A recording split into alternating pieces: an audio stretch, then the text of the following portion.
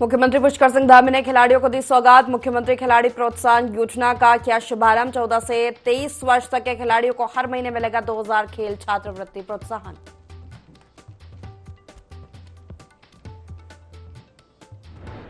स्वामी प्रसाद मौर्य के बयान पर भड़का संत समाज। स्वामी प्रसाद मौर्य की मानसिक स्थिति को बताया खराब, कहा केवल चर्चा में रहने को दे रहे बयान।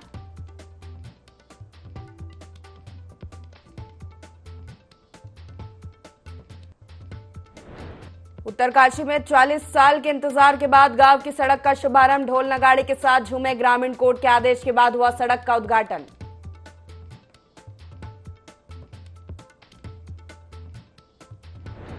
प्रदेश में डेंगू के लगातार बढ़ रहे मामले। मरीजों का आंकड़ा 600 के पार। देहरादून में सबसे ज्यादा 418 मरीज।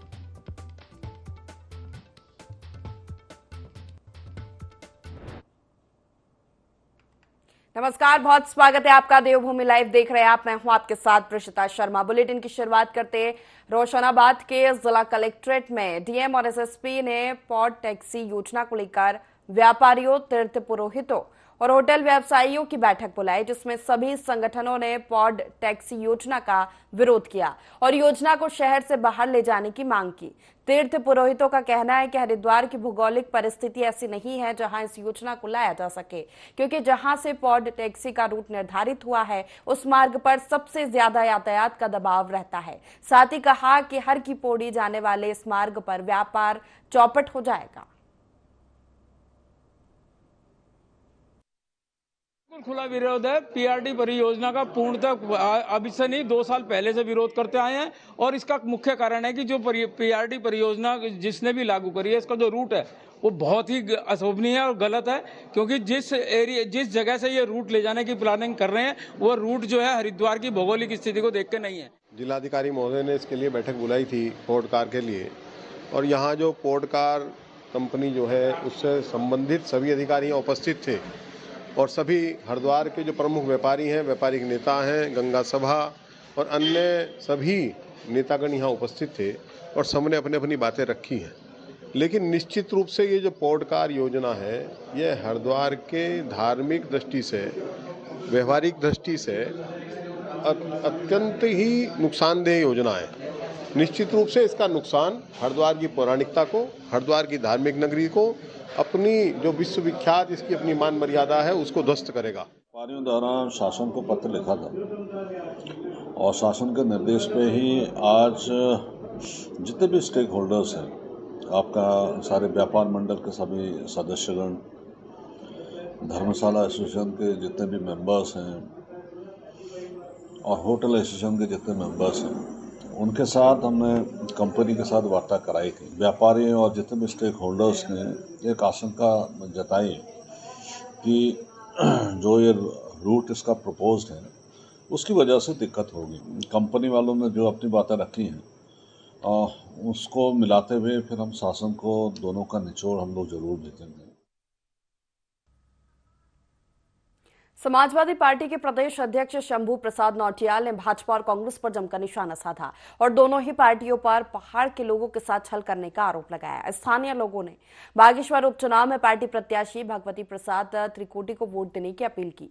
सपा बेरोजगारी, भ्रष्टाचार, महंगाई और पलायन जैसे मुद्दों को लेकर भाजपा के विरोध में जनता के बीच पहुंच रही है। लगातार हम पूरे बागेश्वर विधानसभा में गांव-गांव जाकर पार्टी का प्रचार कर रहे हैं। जो प्रत्याशी है उसके लिए लोगों से वोट मांग रहे हैं। आज तक उत्तराखंड की भोली भाली जनता को, आपको पता, लगातार वर्तमान में भारतीय जनता पार्टी की सरकार है, पीछे उससे पहले कांग्रेस की रही, तो पहाड़ के लोगों को छलने का काम किया, पहाड़ का पलायन। अवैध खनन के खिलाफ मुख्यमंत्री पुष्कर सिंह धामी ने बड़ा अभियान चलाने के निर्देश दिए हैं, जिसके चलते राजधानी देहरादून में जिला प्रशासन खनन माफिया के खिलाफ सख्त कार्रवाई करने के लिए कदम उठा रही है। जिलाधिकारी ने कहा कि इसको रोकने के लिए एक टीम बनी हुई है, जिसने अवैध खनन करने वाले 8 से 10 ट्रैक्टर और डंपर सीज किए हैं। वहीं आगे भी अवैध खनन पर कार्रवाई जारी रहेगी।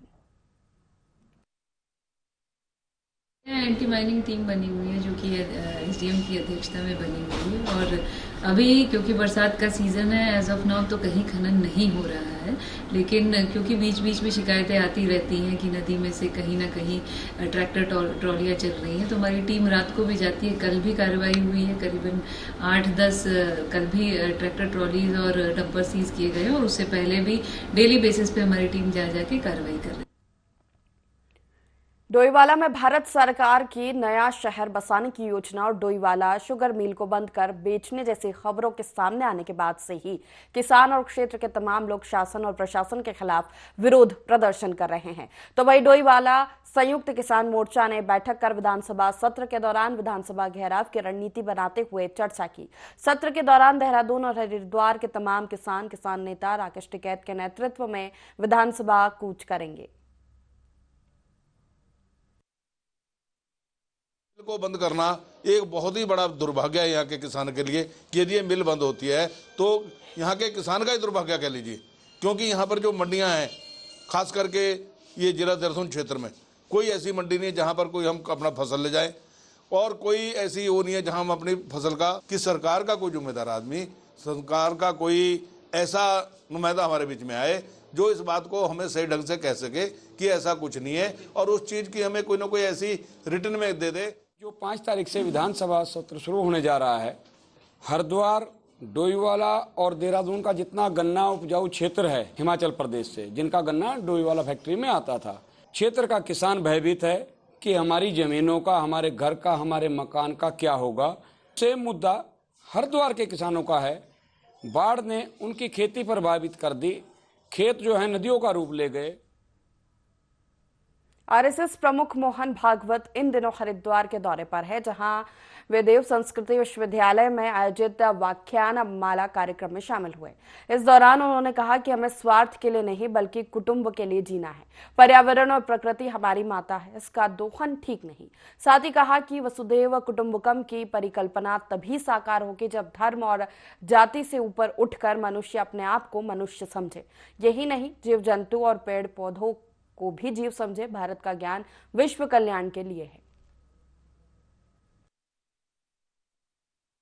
जैसे भी आपने आज सुना कि वसुधैव कुटुंबकम की स्कीम है कि हम केवल अपने ही लोग नहीं, हमारा पूरा वसुधा जो है वो हमारे लिए छोटा कुटुंब है। इस तरह की बड़ी सोच रखने की हमारी वृत्ति है। देव संस्कृति हम जिसके नाम को लेकर चलते हैं उसकी सोच क्या है, उसके पीछे मूल आधार क्या है, देखने के लिए हमने प्रयास किया है, और ये लोगों तक पहुँचना चाहिए। ये दृष्टि है, सबके पास में है। ये हम लोग इस दृष्टि को विकसित करते नहीं है, देखते नहीं है, क्योंकि हमारा जो आधार है वो स्थूल है। ये सूक्ष्म आधार है, इसके लिए अपने को थोड़ा सा समय देना चाहिए, थोड़ा सा विचार देना चाहिए, और वही विचार देने का प्रयास हम लोग कर रहे हैं। देश संस्कृति का ये काम भी है कि जनता तक इस विषय को पहुँचे, इसका विचार पहुँचे, ताकि वो इसके बारे में थोड़ा सा सीरियस दृष्टिकोण रखें। भारत का उत्थान भारत के अपने लिए नहीं है, विश्व के कल्याण के लिए भारत उठा। ये जो सबको संतुलन देने वाला, सबका एक साथ हित साधने वाला, शरीर मन बुद्धि आत्मा सबकी उन्नति एक साथ कराने वाला, सबको जोड़कर भी सबकी पहचाने न मिटाने वाला जो धर्म है, जिन नियमों के आधार पर चलता है, बिखरता नहीं, टूटता नहीं, ऊपर उठता है, वो धर्म है। स्वभाव को भी धर्म कहते हैं, कर्तव्य को भी धर्म कहते हैं। जिसके आधार पर धारणा होती है वो धर्म है। वो धर्म दुनिया को देने वाला भारत, ये हमको खड़ा करना है। वसुधैव कुटुंबकम, इस एक महावाक्य में इतने सारे अर्थ है, उनको हम समझे और अपने अपने कृति में हम स्वयं प्रवण होकर संपूर्ण समाज को इस उद्यम को लगाइए। बीजेपी ने उत्तराखंड में बागेश्वर उपचुनाव को जीतने के लिए पूरी ताकत झोंक दी है। स्टार प्रचारकों के कार्यक्रम तय कर दिए गए हैं। सिंह पुष्कर संघधामी 2 और 3 सितंबर को बागेश्वर में बड़ी जनसभाओं को संबोधित करेंगे, जिसमें तमाम बड़े नेता मौजूद रहेंगे। वहीं सैनिक कल्याण मंत्री गणेश जोशी भी सैनिकों के साथ संवाद करेंगे।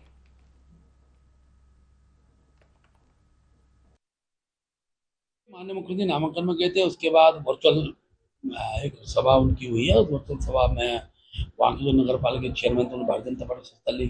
उनकी धर्मपत्नी वो ब्लॉक प्रमुख रही हैं कांग्रेस से, उन्होंने बीजेपी संस्था ली है। अभी 2-3 तारीख को माननीय मुख्यमंत्री जी की 2 सभाएं हम लोग वहाँ करेंगे। मैं भी माननीय मुख्यमंत्री के साथ सभा में रहूँगा।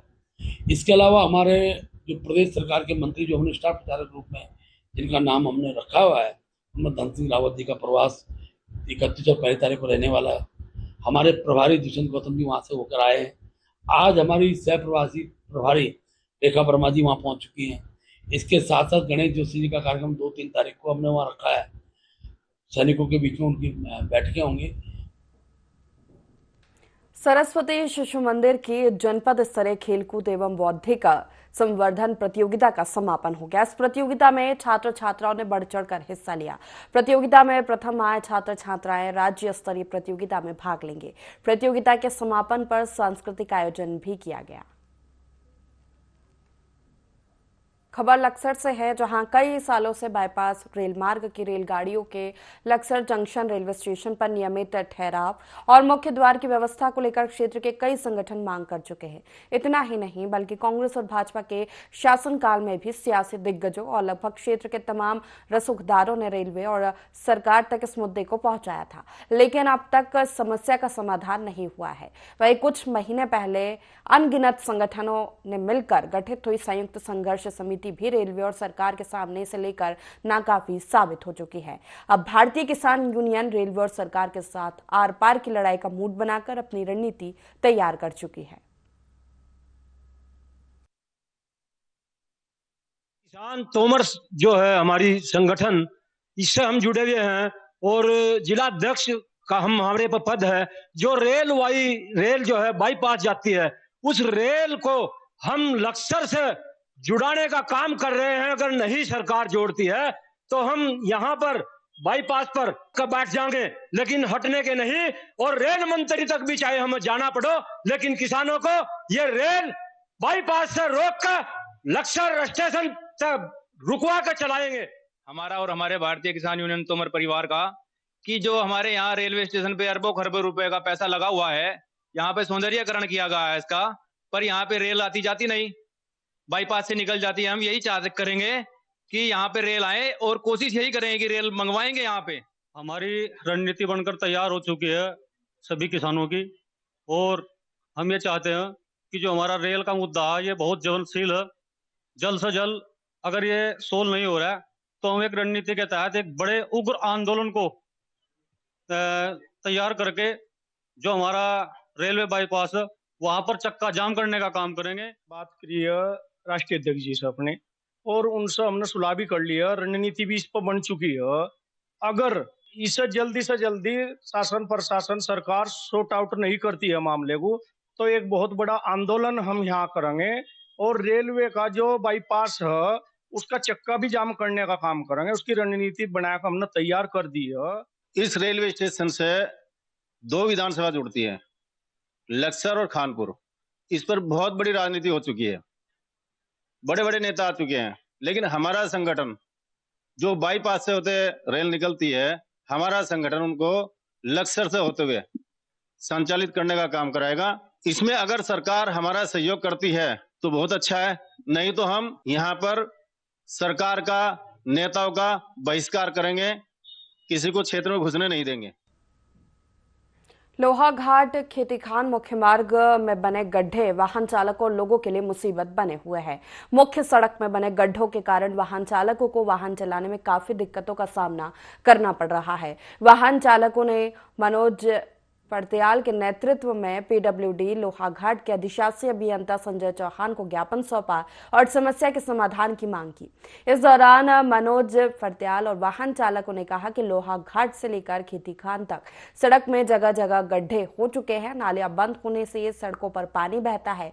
सड़क किनारे झाड़ियां का कटान न होने से दुर्घटनाओं की आशंका बनी रहती है। गड्ढों से बचने के चक्कर में कई दोपहिया वाहन चालक गिरकर चोटिल हो गए हैं। वहीं पीडब्ल्यूडी के अधिशासी अभियंता संजय चौहान ने वाहन चालकों की समस्या का तत्काल संज्ञान लिया और कहा कि गड्ढों को भरने और नालियों को खोलने के निर्देश अभियंता को दे दिए गए हैं। दिक्कत प्रॉब्लम आ रही है, पट्टे टूट जा रही है हमारी, और गड्ढे बहुत बड़े गाड़ी चलाने वाले भी गाड़ी की नजदीक करीब आते हैं। तो आश्वासन दिया है कि ये गड्ढे भर जाएंगे करके, बरसात के बाद अच्छी तरह करेंगे। मेरे तक तो जो गड्ढे हैं, गड्ढे के लिए हमने इंटरलॉकिंग टाइल्स लगवाई थी, लेकिन बरसात का मौसम है, इंटरलॉकिंग टाइल का होता ये है कि पानी वहां बह रहा है तो निश्चित रूप से वो अगल बगल की जगह और कटाव कर देता है। अभी मुश्किल से 20 दिन पहले ही हमने सारा इंटरलॉकिंग से गड्ढे भरवा दिए थे, लेकिन इन 15-20 दिनों के अंदर फिर उसके साइड में गड्ढे दोबारा से हो गए। अब इसका समाधान वर्तमान में यही है कि हम जेसीबी भेज के रोड़ा पत्थर वगैरह थोड़ा भरवा देंगे। स्थायी समाधान बरसात के बाद ही होगा, बिटवीन से पैच बना के। थराली व्यापार संघ ने उप जिलाधिकारी थराली को ज्ञापन दिया है। ये ज्ञापन रविंद्र जवाठा के माध्यम से दिया गया है। ज्ञापन में मांग की गई है कि अतिक्रमण हटाने से पहले व्यापारियों और भवन मालिकों को समय दिया जाए ताकि लोग अपनी व्यवस्था कर लें। बता दें कि हाईकोर्ट ने सरकारी भूमि से अतिक्रमण हटाने के लिए सरकार से जवाब मांगा था। इसके बाद शासन ने अतिक्रमण हटाने की मुहिम चलाई, जिसमें अतिक्रमणकारियों को चिन्हित किया गया। अतिक्रमण हटाने को लेकर व्यापारियों में भी उनके व्यापार को लेकर चिंता बढ़ गई है। वहीं प्राकृतिक आपदा से भी लोग जूझ रहे हैं। अतिक्रमण हटने से कई छोटे दुकानदारों का व्यापार खत्म हो जाएगा।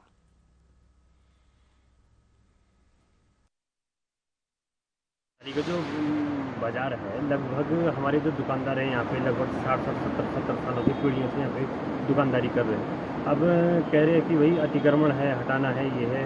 तो भाई एक तरफ कह रहे हैं कि भाई पलायन रोकना है, पहाड़ों से पलायन रोकना है, पहाड़ों में लोग रहें, ये रहें। दुकानदारों को हटाएं तो कहाँ पलायन रहेगा। सभी थराली बाजार के व्यापारी एसडीएम महोदय के माध्यम से ज्ञापन माननीय राज्यपाल महोदय उत्तराखंड को देकर आए हैं, जिसमें कि हमारी मांगें हैं कि जो सरकार आज अतिक्रमण के नाम पर, हाईकोर्ट के नाम पर अवैध अतिक्रमण ध्वस्त करने की बात कर रही है, तो थराली में ये स्थिति आ गई है कि प्रत्येक व्यापारी जो है कि डर और भय के माहौल में जी रहा है, क्योंकि सरकार सीधे ही जेसीबी इत्यादि मशीन ला के जो है कि लोगों के निर्माण ध्वस्त करने पर लगी है।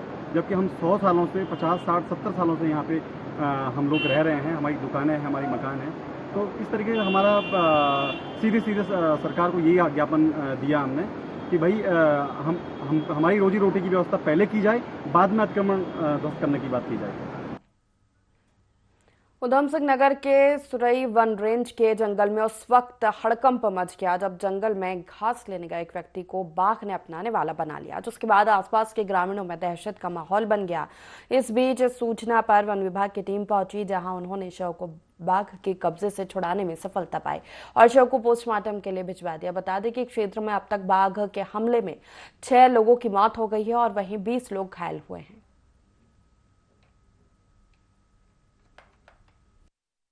कि एक व्यक्ति जंगल में झाड़ू की सीख बीनने के लिए गया हुआ था, जिस दौरान वन्यजीव के हमले में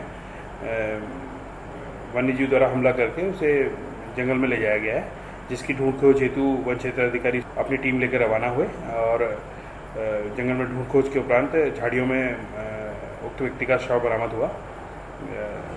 व्यक्ति के साथ उनकी पत्नी भी जंगल में गई थी, जिनके द्वारा बताया गया कि बाघ द्वारा हमला कर उनके पति को मारा गया है। स्थानीय जनों से निवेदन भी किया जा रहा है कि वन क्षेत्र में अनावश्यक रूप से गतिविधि न।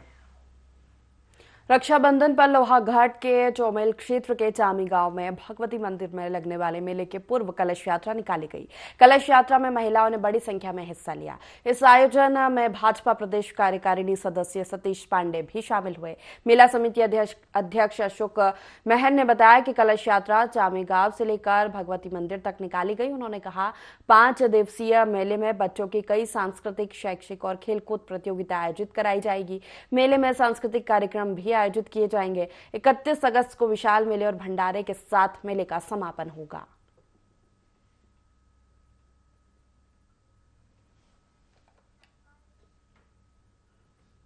खबर उत्तरकाशी से है, जहां तहसील मोरी के खन्यासणी गांव में 2019 में निर्वाचित प्रधान की सड़क दुर्घटना में मौत के बाद एक महिला को निर्विरोध प्रधान बनाया गया था। ग्रामीणों का आरोप है कि कुछ अधिकारियों की मिलीभगत से निर्वाचित प्रधान ने 3 बच्चे होने की बात छुपाई है, जबकि पंचायती राज अधिनियम के अंतर्गत 3 संतानों वाले चुनाव नहीं लड़ सकते हैं।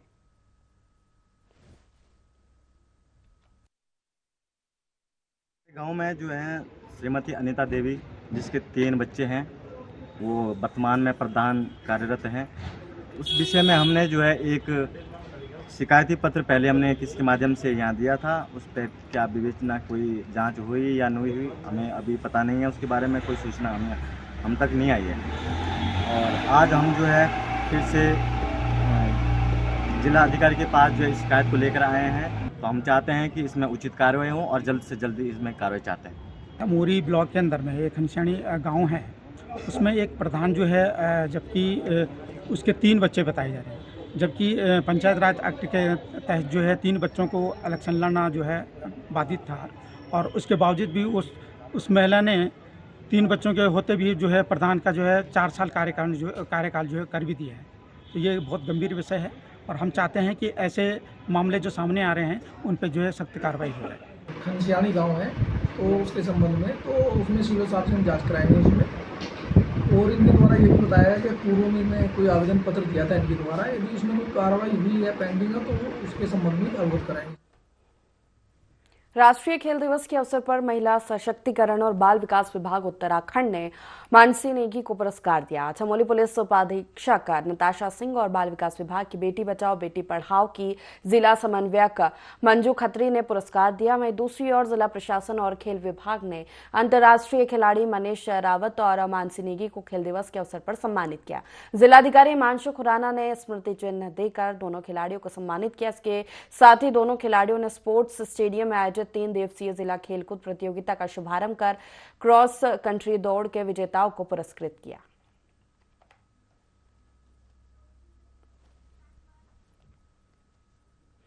और इसी के साथ फिलहाल देवभूमि लाइव में इतना ही। लगातार खबरों के लिए देखते रहिए IND24। नमस्कार।